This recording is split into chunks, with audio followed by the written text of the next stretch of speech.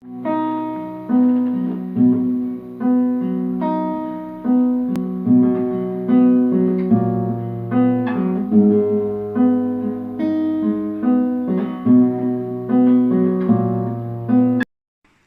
al domingo 18 o 18 del tiempo ordinario y, como hemos escuchado en el Evangelio, la palabra hoy nos invita a reflexionar sobre la codicia. Podemos decir que la codicia es un cáncer maligno que se mete en el corazón de la persona y la destruye.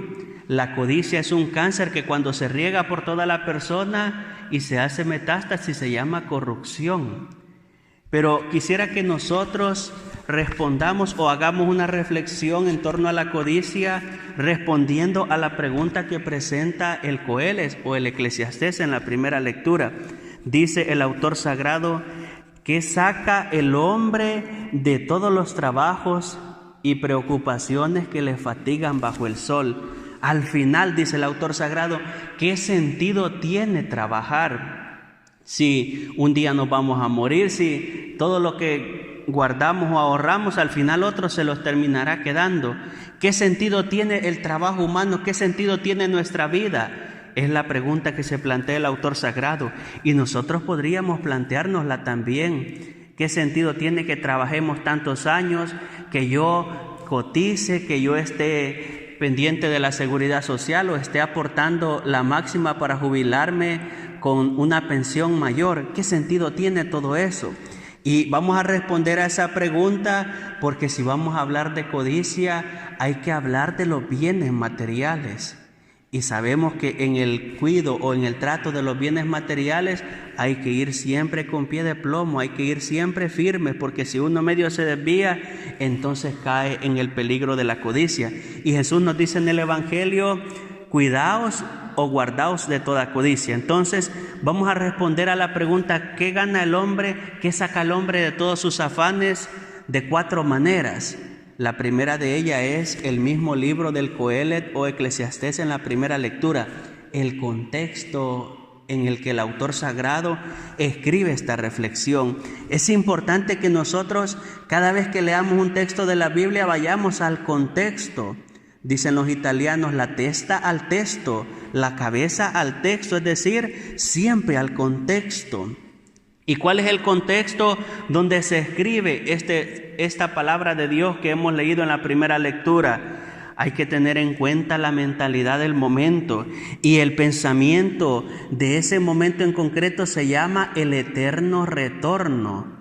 Yo creo que nosotros esto nos sonará de algo, el eterno retorno, o podríamos recordar el mito de Sísifo, el mito griego, aquel hombre que fue condenado a llevar una roca hasta la cima de la montaña, a dejarla caer, a volverla a llevar y a dejarla caer. Es el eterno retorno.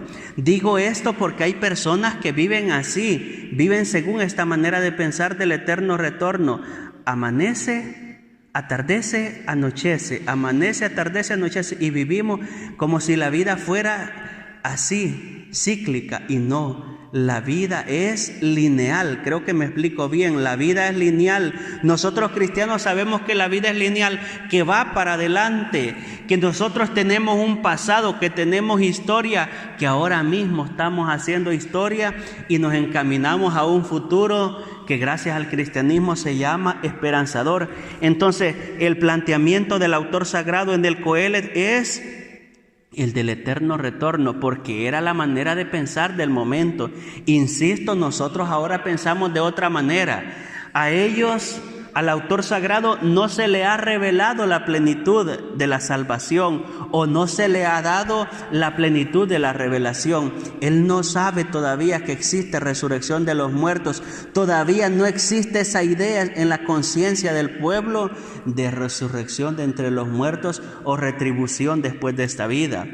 El autor sagrado también nos hace pensar en la caducidad de las cosas. Las cosas son efímeras, eso nosotros lo sabemos, que las cosas hoy están y mañana pueden no estar. Entonces, esta es la primera respuesta: ¿qué saca el hombre de todos sus afanes? La segunda nos la da el Salmo 89. El Salmo 89 nos invita a considerar dos cosas. La primera es que Dios es eterno. Dios es eterno. Y la segunda, que nosotros lo mejor que podemos hacer es buscar a ese Dios que es eterno. Por eso decía el Salmo: Señor, Tú has sido nuestro refugio de una generación a otra. Eso es lo más grande que puede hacer el hombre. Cuando uno descubre que es caduco, que es finito, que es limitado y que un día nuestra vida se va a acabar, lo mejor que podemos es hacer buscar a Dios. Eso es lo mejor que podemos hacer, porque Dios en Cristo nos ofrece la posibilidad de algo mejor, nos ofrece la salvación y la vida eterna. En tercer lugar, el Evangelio nos invita a reflexionar sobre este cáncer que ya mencionábamos antes, que se llama codicia. Los psicólogos y los psiquiatras hablan del síndrome de Diógenes. Nosotros sabemos que el mundo moderno es experto en adornar el lenguaje. Lo que ellos llaman síndrome de Diógenes al final es la misma codicia. Y consiste en querer llenarse de cosas que al final no sirven para nada. Y ese es el problema del mundo moderno, que el hombre y la mujer quieren ir llenándose de cosas, comprando, o buscando dinero. Y aquí está el mal grande de la codicia. Hay que recordar que las cosas son efímeras y que nosotros seres humanos fuimos creados para cosas grandes. Nosotros fuimos creados para la felicidad. Y entonces me podría preguntar cualquiera de vosotros: ¿y si fuimos creados para la felicidad, qué de malo tiene que yo aspire a más? ¿Qué de malo tiene que yo busque tener más cosas? Si el ser humano fue creado para la felicidad. La pregunta es buena e interesante, pero quisiera que consideremos dos realidades. La primera es: si un hombre y una mujer va por la vía de la verdad, la justicia, el bien, la solidaridad, entonces no tiene nada de malo llenarse de cosas. Pero si una persona va por la vía de la codicia, entonces sí que hay un problema, porque solo se va llenando de cosas, y su corazón no es feliz. En el corazón, hermanos, todos tenemos un vacío del tamaño de Dios. El vacío que cada uno lleva en su corazón es del tamaño de Dios, es decir, solo Dios te puede hacer plenamente feliz. Por más que nos vayamos llenando de cosas materiales, al final eso no da la felicidad. El problema de la codicia es que el corazón no se cansa de poseer y se afana en tener cosas efímeras. Ese es el verdadero problema. Ese es el problema que denuncia Jesús. Jesús pone el dedo en la llaga. Tener bienes en sí mismo no es malo. El problema es dar el corazón a esos bienes. Esos bienes se van a acabar. En cambio, el que es sensato da su corazón a Dios, porque Dios no se acaba. Dios es eterno. Ese es el verdadero problema de la codicia. Y cuando dejamos que ese cáncer se mete en el corazón, aquí viene el problema de la humanidad, porque se promueven las guerras para vender armas, se invaden países para robar el oro, el petróleo, el coltán, y entonces vamos viendo nosotros que por la codicia de algunos el mundo no alcanza la paz. Por la codicia de algunas familias, ¿qué pasa? Terminan enemistados porque muere el padre o la madre y se empiezan a pelear todos como buitres por la herencia, y por la codicia, por la ambición de querer tener más, terminan divididos, terminan enemistados entre las mismas familias. Nosotros de esto sabemos mucho de la codicia, porque hemos visto grandes ejemplos en el gobierno, en tantos hombres y mujeres que parecían buenos, pero que se dejaron llevar por la codicia y terminaron perdiéndose. Les recuerdo una vez más que nosotros fuimos creados por Dios y para Dios. Fuimos creados por Dios y para Dios. Por tanto, el deseo de felicidad más grande, o la aspiración de felicidad más grande que cada uno lleva en su corazón, se sacia plenamente en Dios. Y entonces me podrás preguntar: ¿pero qué tengo que hacer yo para evitar la codicia? Si todo es malo, entonces ¿qué tengo que hacer? Porque vivimos en el momento donde tomamos Coca-Cola sin azúcar, café descafeinado, leche desnatada, todo sin gluten, sin azúcar. Vivimos en el momento así. Entonces, ¿qué voy a hacer yo? Porque la sociedad nos va como condicionando. El Evangelio nos da la respuesta y San Pablo nos da otra respuesta. Jesús dice en el Evangelio: guardaos de toda codicia.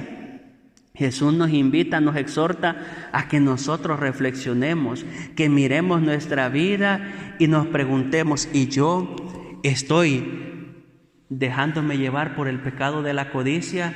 ¿O soy una persona desasida, desprendida, que no tiene su corazón en los bienes materiales? Preguntémonos a la luz de la palabra. Y San Pablo todavía más nos invita a reflexionar. Dice, si Cristo ha resucitado y nosotros creemos en Cristo, por tanto vivamos como Cristo resucitado. Apartemos la codicia, apartemos la hipocresía, apartemos la gula, la lujuria. Pablo empieza a señalar los pecados con su nombre y apellido. Apartemos todo lo que se llama pecado y entonces vivamos según Cristo resucitado. Pues ahí está la respuesta. Guardándonos de la codicia. Aquí podríamos usar aquel dicho que decían los abuelos, ni tanto que queme al santo, ni poco que no la alumbre. Ese es el camino, saber estar siempre en el justo medio.